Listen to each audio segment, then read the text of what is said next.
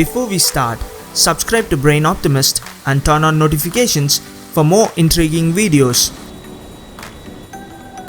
Why can't we fly a plane into space? Have you ever wondered why we can't just hop on a plane, buckle up and take off to space? What prevents them from flying higher and higher? We need to know three things to answer this question. First, how does a plane fly?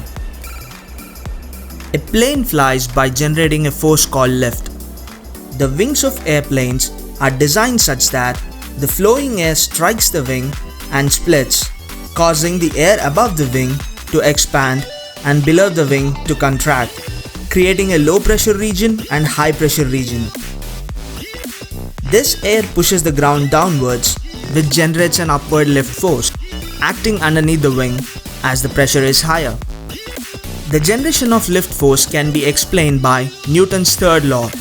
For every action, there is an equal and opposite reaction in the opposite direction.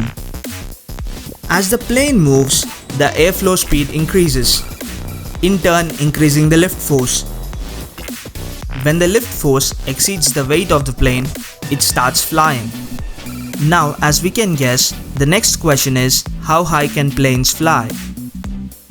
The maximum altitude is different for different planes.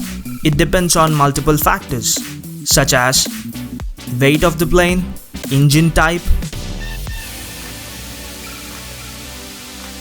maximum speed, and so on. Most commercial airlines today can reach a maximum altitude of 38,000 feet, which is just over 11.5 kilometers. Aircrafts like the Boeing 747 can reach an altitude of 45,000 feet or 13.72 kilometers, which is the highest among large passenger aircrafts, while Concorde has the highest airliner altitude of 60,000 feet or 18.29 kilometers. Now we all know that fighter jets can fly at much higher altitudes. For example, MiG-29 can reach an altitude of 74,000 feet or 22.5 kilometers, while the highest air-breathing engine of the SR-71 can reach an altitude of 90,000 feet or 27.43 kilometers. Last but not least, a special plane designed by NASA called the Helios can fly to an altitude of 30 kilometers, and according to NASA's website, at this altitude, the atmosphere is so thin, in fact, it is 100 times thinner than at sea level. What it means is, the density of air keeps decreasing as we go higher. Now to our third and final question. At what height does space begin exactly?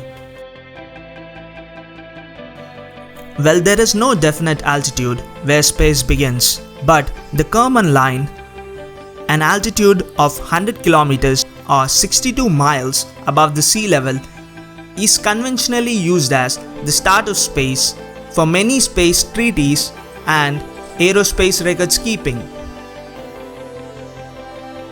This is where the shell of air around our planet disappears, and as we learned earlier, air is necessary to generate lift force. So needless to say, as there is no air in space, airplanes can't fly into space. Even to get to the lowest satellite orbiting the Earth, which is 200 kilometers from the Earth's surface, we would need a rocket. Wondering how a rocket works? Check out our video on how a rocket can fly into space.